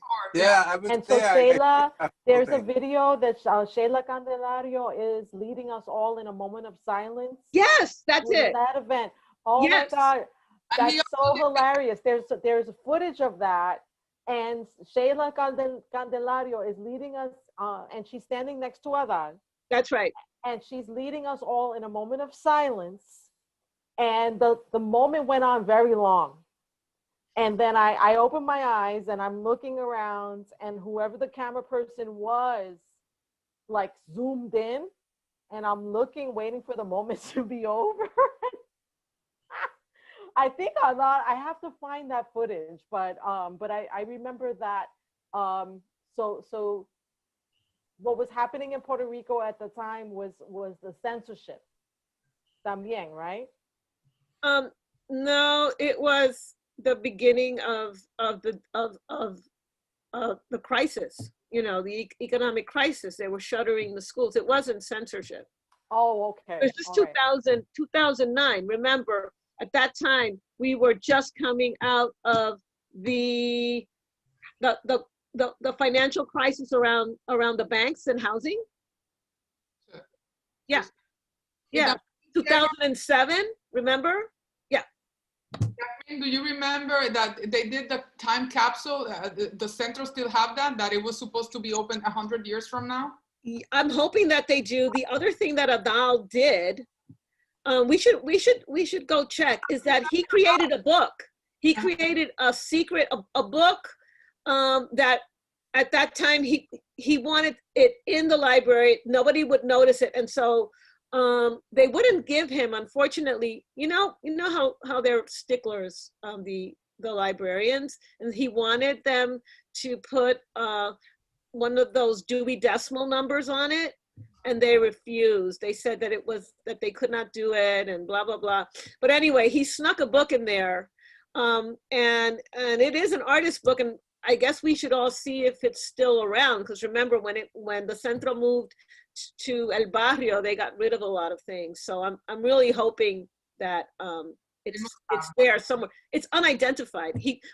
His idea was that he wanted something in the stacks that somebody might just come across and discover. Oh. Yeah. Yeah, I was really we couldn't get them to issue even a fake Dewey Decimal number for it. I remember he was very gratified and frustrated with that exhibit, but at the same time, it was like, because I was young and helping him and seeing him sweat and helping him put everything together, and him, so generously sharing all his knowledge and also his own ramblings on his own retrospective of his own work, all seeing it together. It was really, a privilege to see him and putting together that. And it was, it was a double sense of frustration, but at the same time, finally, like, can I see my body of work all together? And the fact that I remember we got them to paint the library black, so that remember that? Yeah. That was another struggle, but we made that happen. And then the other thing that went along with that was that we had the Pedro Pietri Hand Awards, remember? Sí, claro. Sí. Oh, Yeah. Yeah, this was pre-Edwin, I think, wasn't it? Was Edwin there? No, that was all the time. We have all the time. If we edit this, like, maybe they can be. I also wanted to say that oddly enough, ADÁL marks my 20 years in New York, and it was at the Clemente of all places. That's where I met him. It was pre 9/11, and he was talking to me, oddly enough, about Utuado. He wasn't talking about like this amazing artist, downtown artist that he was. It was about Utuado. My mother was from Utuado, and it was just the hiba of him, like, welcoming me in New York, and like, it was at the Clemente Soto Vélez, and I can't believe that, we're doing this now. And the other thing I wanted to say about Algarín was that I shared a stage with him at the Public, and it was him and Bobby Seale and me. And it was the day right after Hillary lost, or oh man, who won. Really? Like, everybody was like, what the hell are we living? And it was like seeing these two ridiculous, amazing giants and his barrio pragmatics, like, that slapped us in the face and say, wake up. Like you said, imagination is its own country. And people were too petty or too, vagos, because they wanted their own purity. And it's all about pragmatics and bastardism sometimes. And in the 4 years that we just ended, supposedly. That was the event in El Centro in Hunter College. I was talking about two different events, but yes, Blueprints for a Nation was at Centro. Oh, yeah, okay. Because that was one of the times I was in New York, and I actually photographed that whole event. And that's when I found out that Tato was blind, because we had a chat.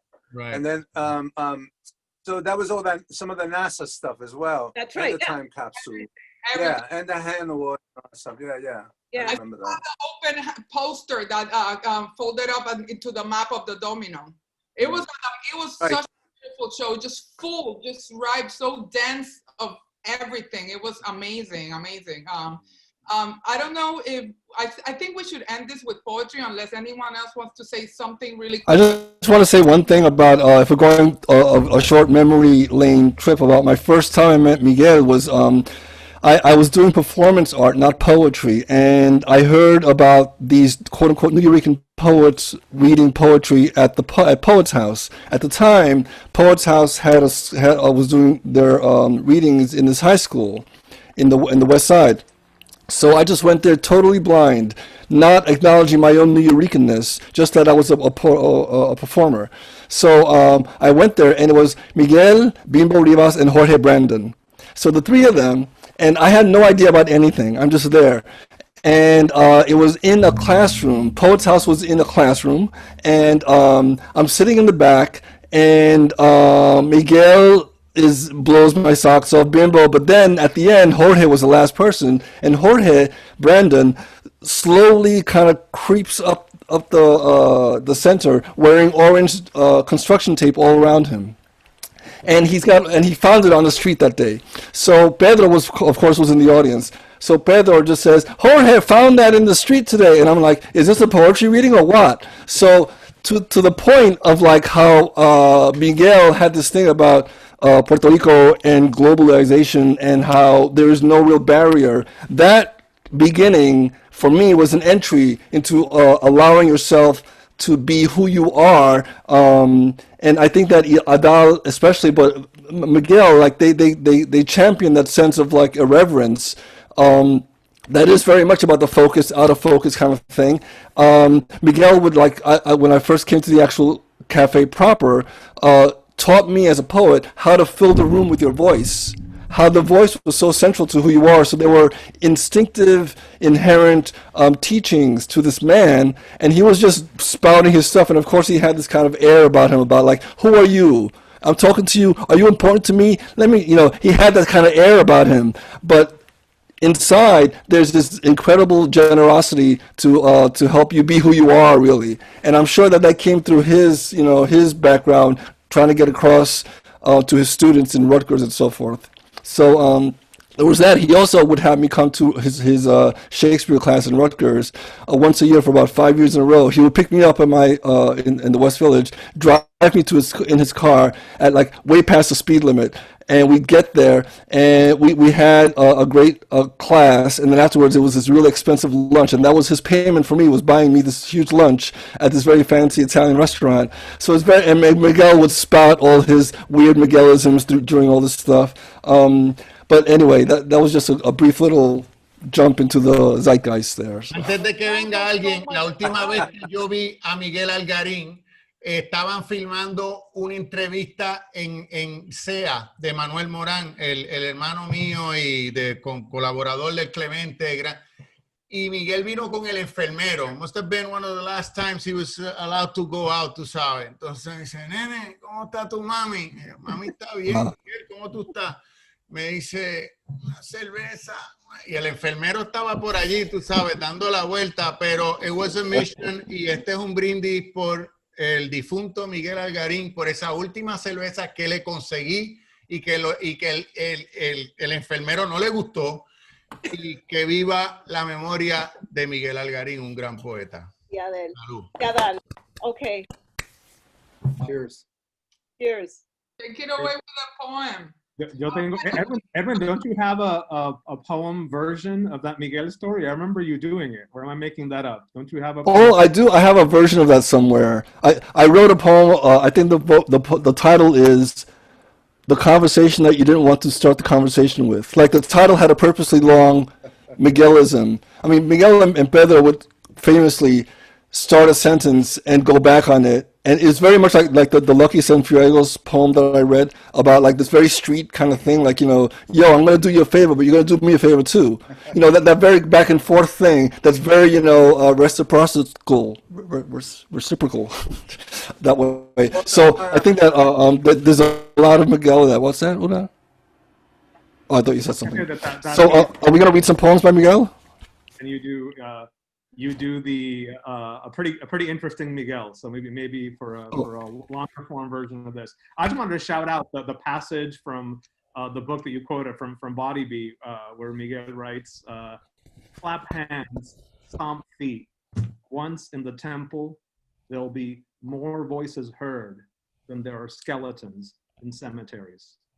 Clap la clave straight into our writhing body, because the second time around will be better than the first." That says so much to me. There's, the afterlife for a poet, but there's how that channeling of the music, channeling of that salsa band on the street, right? It's an act of breath, because he writes about that in essays on like the craft of poetry. But it's also kind of the spirit, right? Like with ADÁL, it's the spirit breath, right? To think of how Salan would put it. So So that to me, that piece right there feels like a manifesto on what the task of the poet is. And it ties in for me to how Miguel was a badass when you read with him. I'll just tell a story. There's a joke that all the famous events had like 5 people in the audience. Like, here's my 5 people in the audience story. It's at the cafe. I forget why. There was a storm or something. We couldn't announce it. It was a last minute reading. And it was like 4 people reading. Myself, somebody else who was the organizer, I don't remember who the name was, and the other 2 people were Miguel and Pedro. And I'm like, why am I here? And it was 2004, so I feel like I'm way, not qualified to be reading there, right? I remember Pedro was Pedro, like he brought out the little hook and he hooked people off the stage when it was your turn, but Miguel was so into it and so demanding, right? So you had to read with your full breath. You had to be fully committed. And I'm like, why? And he was still drinking and having a great time, and but I think that commitment to the fully embodied poem was total, right? And I think he might have read Mungo Fair that night, which he never read, like the really old stuff, and Libertad. Didn't he do that when he your house? Remember that the first that Noricua barbecue that Nancy Mercado brought him? And so the only 2 times I ever remember Miguel reading his classic poem, Mungo Fair, one was with like 4 people at the Nuyorican, right? And again, he read his most, iconic poem with like the fewest people ever because he was in the zone and he was gonna feel the breath. And the only time was randomly that. Mariposa. Tírate. Okay, so I'd like to read a Miguel poem, and also I have great memories of going on the road with him when he was, with Arcos, and we went to Allentown, Pennsylvania. I got to open up for him, and then another time in Hartford, and this is his poem. It's short. Always throw the first punch. My uncle always insisted, strike the first punch. Put your enemy on the run. I always threw the first punch. I remember, attack, attack, attack. Put the hurting on his limbs. I remember the night my uncle got angry because I said his wife thought his nuts were Christmas walnuts and that she cracked them every day of the year. His left arm twitched. I leapt at him and struck first. Miguel. Wow. Miguel. Wow. And then he said to me one time, because I love hearing those stories, Edwin, you're lucky.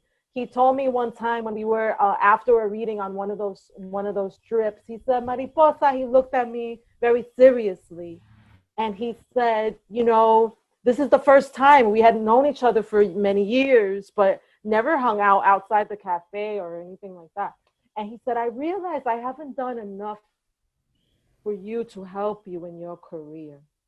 Wow. I said to him, well, it's not too late. I will miss Miguel. I got to speak to him on the phone a few months ago when Lois was visiting him, and I called her and she put him on the phone, and he was making plans and talking about the archive of the founders of the Nuyorican, and that Lois is working on, that's going to be housed, I believe, in Barnard. She's an alum of Barnard, so I'm looking forward to that, and looking forward to more readings to celebrate both Miguel and ADÁL. And and another great story is that a friend of mine gives me a book. He says, this was in the library of my wife's father, who is over 90 years old. He has all these books on Puerto Rico and Puerto Rican literature. He was like, and this was going to get tossed, and as if it had no value. And it was actually the anthology of Nuyorican poetry edited by Miguel Algarín and Miguel Piñero, which if you go on Amazon, I mean, the last time I looked, I saw a copy of it being sold for $1,000.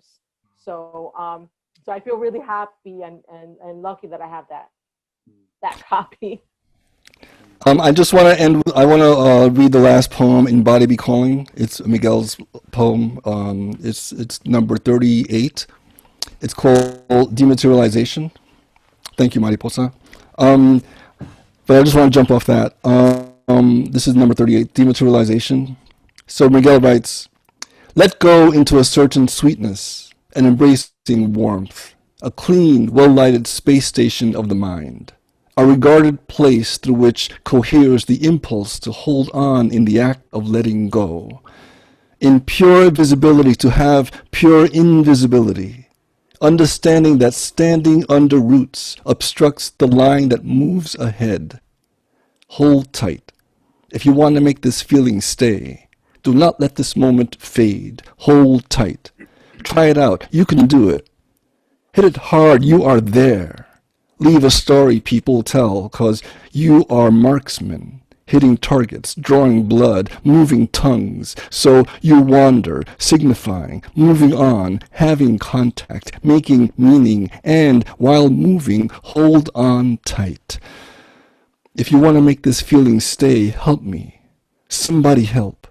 The mystery has been waiting long. Yes, I've come this way before, but this feeling is strong, and this feeling is real.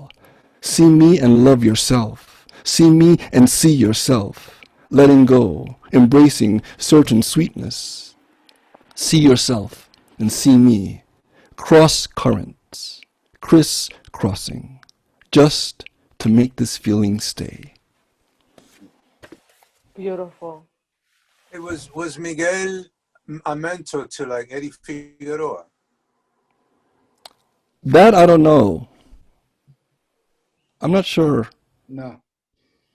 I think so. Maybe parallel paths, but I mean the mentorship goes in many directions. So Well, I just want to say that the whole purpose of tonight was to have it be what it was, intimate. There's going to be a more official, star-studded Miguel celebration, they're calling it, on the 19th. This was part, commiserating, oral history. I'm so glad that we did this. So glad that we are, LATEA is helping Clemente turn it around in editing it and adding some of the, images and B-roll that we might find. And I think, this might be a resource, a time capsule for someone in the future, because I'm so glad that we were able to do this. And definitely this doesn't take away the on-site aspect that we will still do come the fall. we all have a date with each other and with all the other people that, that these people change. They change culture, they change so many lives, they change the city. What else can be said? And thank you, Edwin, for choosing that poem as closing. Miguel, anything else? I just want to thank everyone. This has been the damnedest tertulia ever, la más brava. Entonces, gracias a los que nos están escuchando. Gracias a ustedes. Gracias. Thank you, everyone. Thank you. Good to see a lot of folks here. I haven't seen you guys.